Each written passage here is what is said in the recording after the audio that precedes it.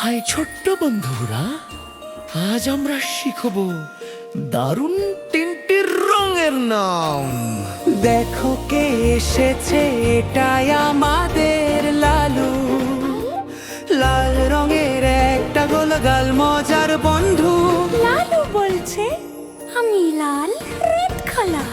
এবার আসছে নীলু, পানির ফোঁটা মতো নীল